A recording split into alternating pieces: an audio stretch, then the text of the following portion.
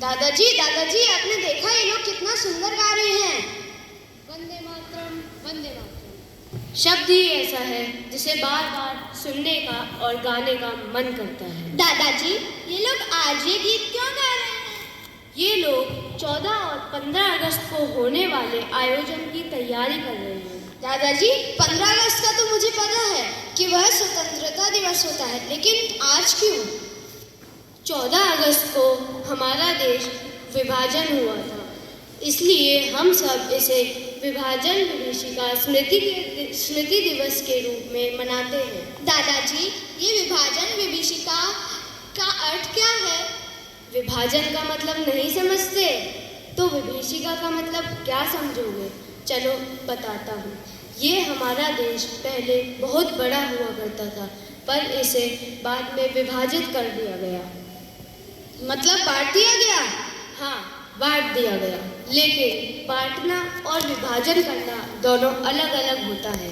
सोचो, अगर तुम्हारे पास 10 टॉफ़ी है तो तुम उनको आपस में कैसे बांटोगे?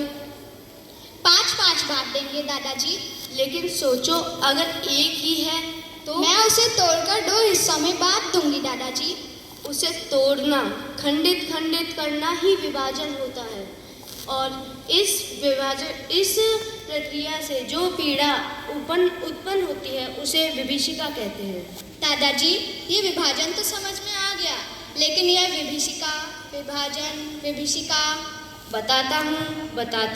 दादाजी, हमें अच्छी तरह से बताइए ना कि विभाजन कैसे हुआ था। बताता हूँ। अपने देश के विभाजन के बारे में बताता हूँ। ये हमारा देश धर्म के नाम पर 2 हिस्सों में बांट दिया गया। लाखों लोग इस भाग से उस भाग भागने लगे, बेरोजगार हो गए, बेघर हो गए और जाने गंवा दी।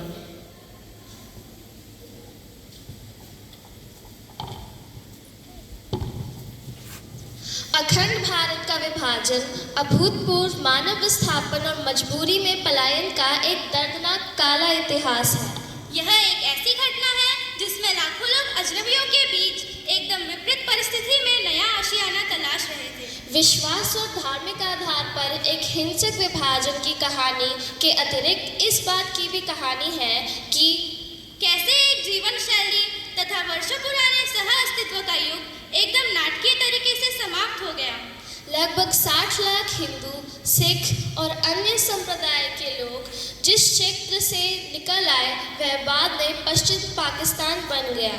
65 लाख मुसलमान पंजाब, दिल्ली और भारत के अनेक हिस्सों से पश्चिमी पाकिस्तान चले गए। 20 लाख हिंदू और अन्य संप्रदाय के लोग पूर्वी बंगाल, जो बाद में पूर्वी पाकिस्तान बना, उसे छोड़कर पश्चिम बंगाल आए। 1950 में 20 लाख और हिंदू और अन्य संप्रदाय के लोग पश्चिम बंगाल आए। 10 लाख मुसलमान पश्चिम बंगाल को छोड़कर पूर्वी पाकिस्तान चले गए। इस विभीषिका में मारे जाने वाले लोगों का आंकड़ा लगभग 5 लाख बताया जाता है, लेकिन अनुमान का ये आंकड़ा 5 से 10 लाख के बीच का है। कहा जाता है कि द्वितीय विश्व युद्ध के बाद संभवतः सबसे बड़े पैमाने पर इस विभाजन के फलस्वरूप धर्म के नाम पर हत्याएं हुई। सदियों पुराने सामाजिक ताने बाने और आपसी विश्वास का संबंध टूटा।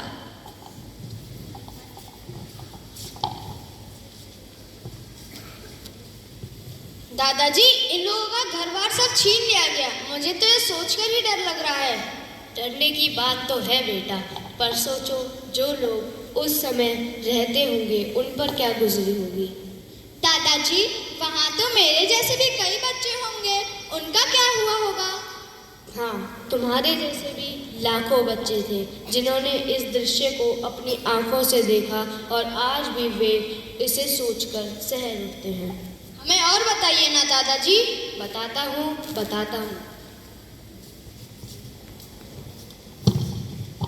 पश्चिम बंगाल चटगांव, नारायणगंज, बालिसाल और चांदपुर से शरणार्थियों को कलकत्ता ले जाने के लिए 15 स्टीमरों की व्यवस्था की।